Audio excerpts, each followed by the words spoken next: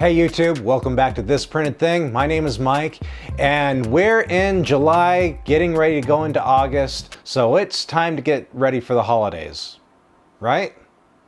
Well, apparently that's what Costco thinks, because they're already starting to sell Halloween stuff in their warehouses, and I'm sure that by next month they'll be doing Christmas. But I have a model that I want to start selling in my store for Halloween. It's a model that was created last year by Zao 3D, and it's called Jack.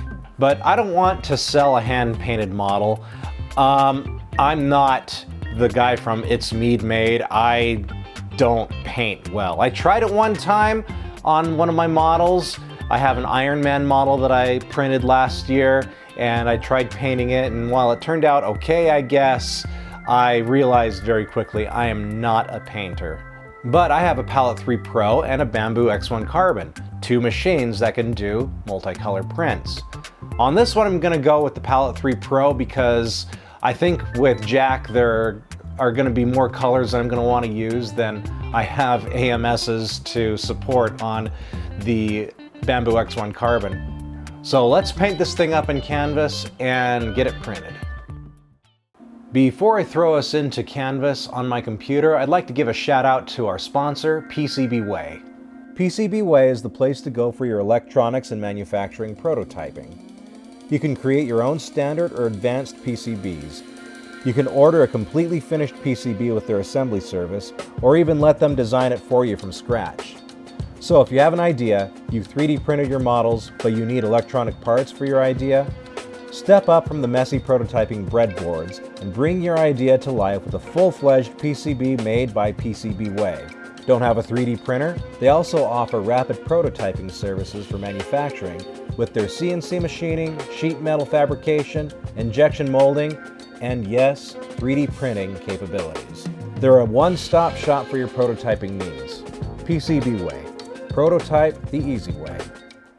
Now, back to the show. So I've pulled Jack into Canvas here on my browser, and I've got all my colors set up. So we're going to use black, we're going to use white, orange for the pumpkin obviously, green for the stem, and I'm thinking his little turtleneck or whatever this is here, we're gonna do green as well, black for the cloak. Then for his shoes, this is where things are going to get real difficult, painting on the inside of the model, but his shoes I want to do in a dark blue. So let's get to work. Let's start at the top. So I'm going to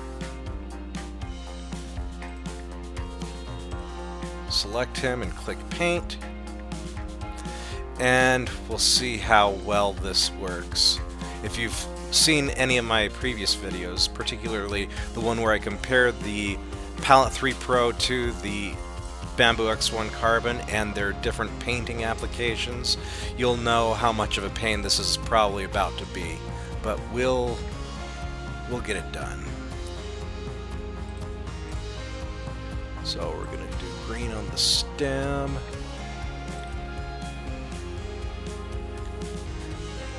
And we might have lucked out here. Hey, look at that. Let's do orange on the pumpkin. Okay, we're doing good so far. I just wonder, here, I'm actually going to save this so that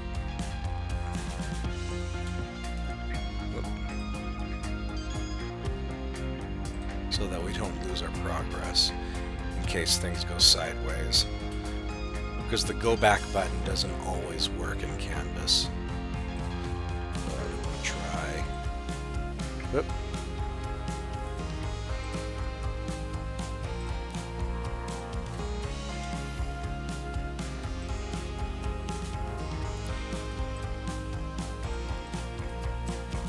Yeah, we're not going to want to do that. That painted all the way down to there. You know, maybe we just keep it black on the inside of the eyes. We'll see how well that works.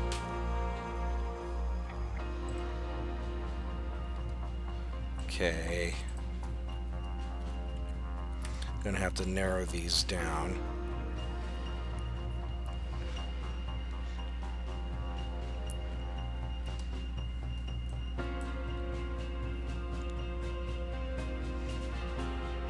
And actually what we're probably going to have to do is paint this part by hand.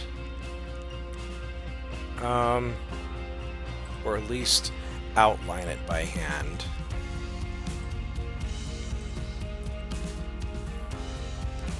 So let's do this.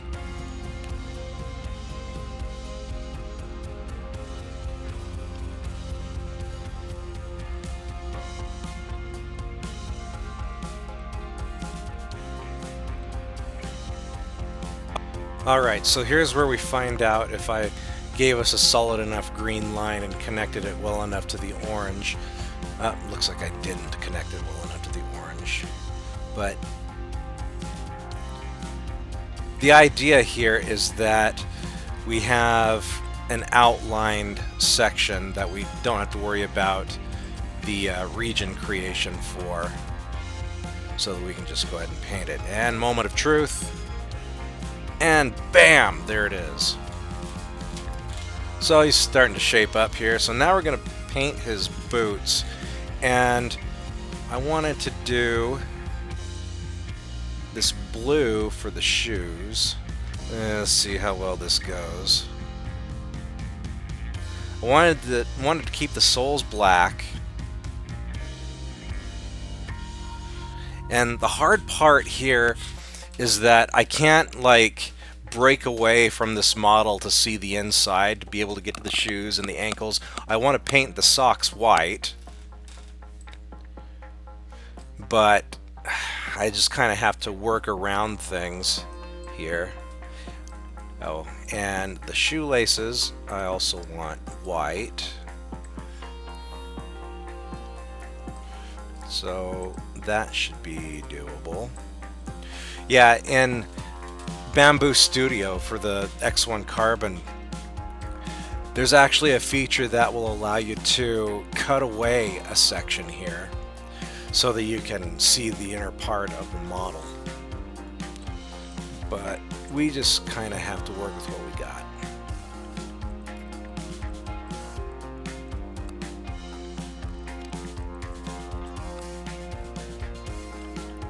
So I think I got all of the shoe, and this section here should be the sock, which I want to paint white.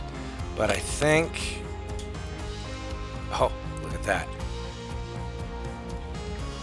It actually gave me a region there. Oh, I missed the blue spot. And see, that's what I was afraid of. Okay, let's do this. See if it'll refine that region enough so that I can just paint it with blue. Nope, of course not. And you have to really mess with these settings to get something that works. Alright, there we go. And now I should be able to just paint the sock white. And there. Anyway, let's slice it up. Let's save it. Let's make sure, first of all, we're using the Slick 3R slicer engine. Let's do variable transition lengths. So black is a strong color, white is a weak color, orange is a medium, green is a medium. We'll leave blue at a medium, and we'll slice.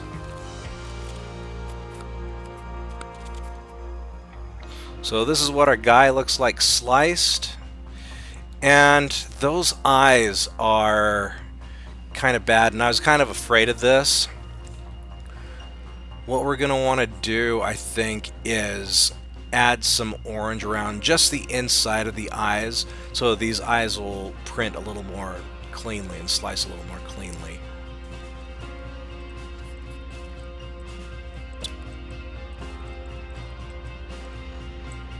There, that should do it for that eye, I think.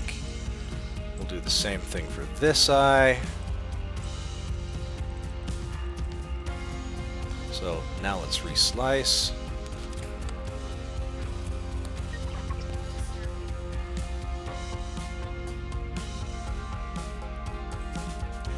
So we got it resliced, and you can see it is a little cleaner around the eyes. I think we can still do it a little better, but then again, perhaps not. Looks like that's just how the slicer or Slick 3R engine is going to do it. So it is what it is. Let's get this thing loaded and printed. You know what? I changed my mind. I decided to add a little bit more orange on the insides of the eyes, and look how it really cleaned up the edges of the eyes. So we're going to roll with that. So we can see here it's going to take 41.11 meters.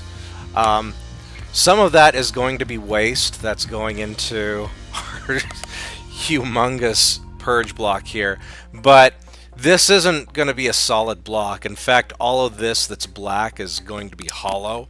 The rest of these are going to have like one color change in the block, so it's not actually going to be a solid block.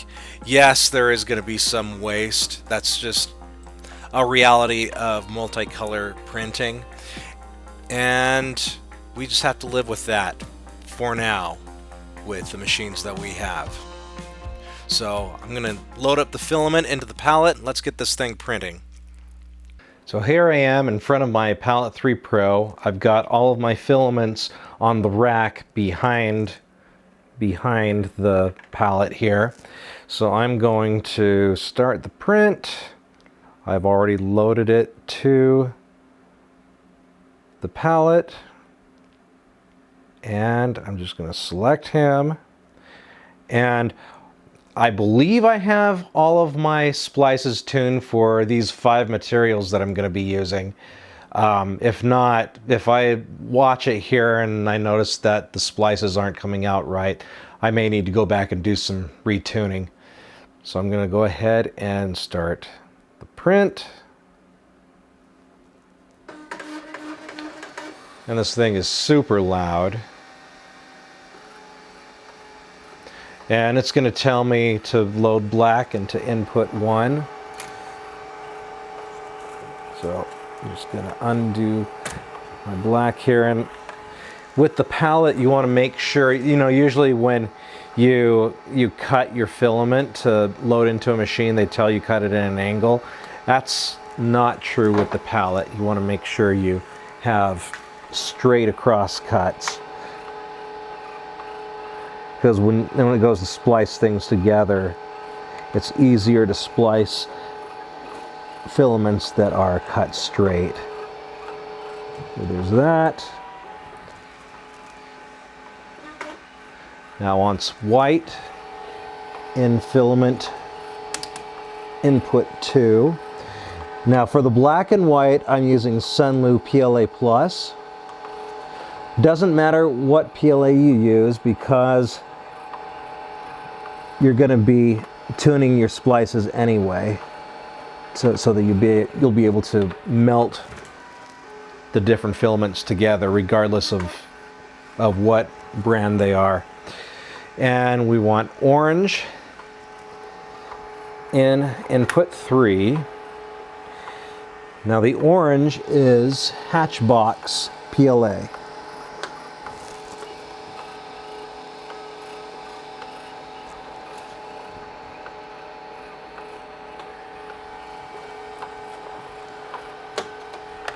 And this is a little bit of a pain here, trying to work all this from behind the machine, but once it gets going, it just works. Now once green in input 4. And again, I'm going with Sunlu PLA Plus for the green.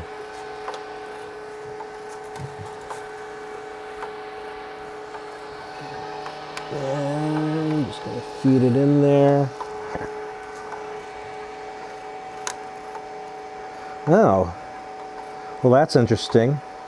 A piece of pink filament from a previous print was stuck in there. Had broken off and got stuck. So, great. What that means is I have to take this apart.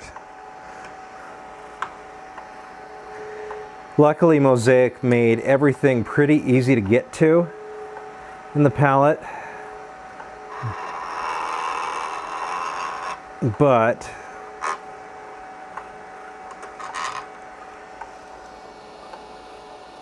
there. Let's just kind of snag that there.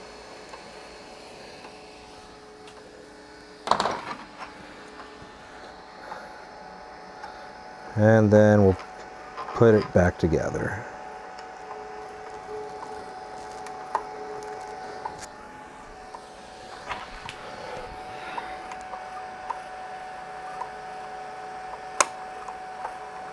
There we go. Okay, now I can feed the green in. And it grabs it, sends it up to that next sensor just to verify that it's actually there, and pulls it back. And then the blue is going to be also from Hatchbox. It's blue PLA, or what they call true blue. I don't know how it's any truer than any other blue, but you know.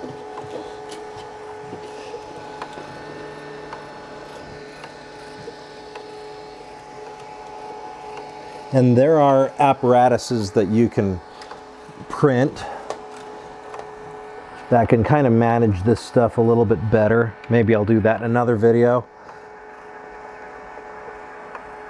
But for now, this is what we're working with.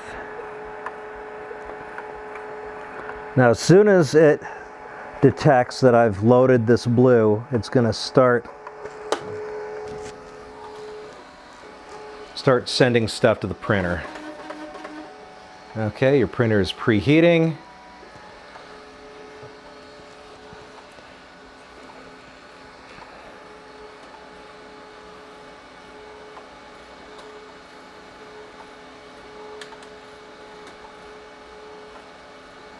And we got black filament coming out here.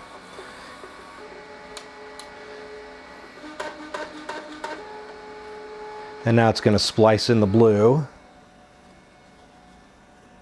We'll see how this goes here. So we got blue in here, we got black coming out of the splicer, the splice core here. And if my splice tuning is done correctly for these two filaments, this filament combination, then our splice should look good.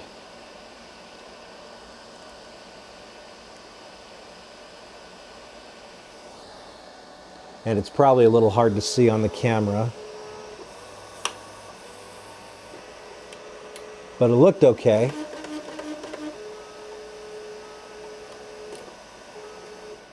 And now it's going to splice black into that again. Meanwhile, we're printing this on the Prusa i3 Mark III, which I purchased at the same time that I purchased the palette.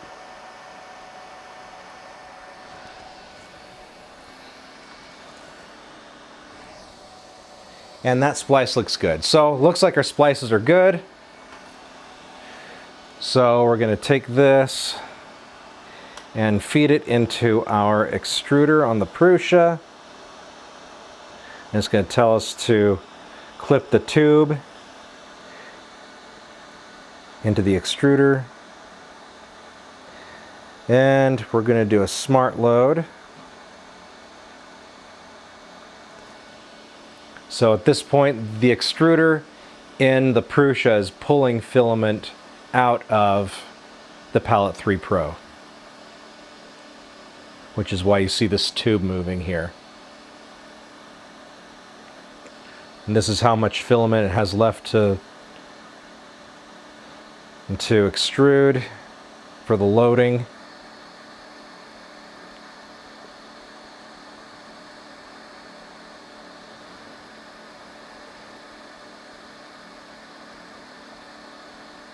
And done. So tap next. It's going to tell us to remove the filament that's been extruded from the nozzle and start printing.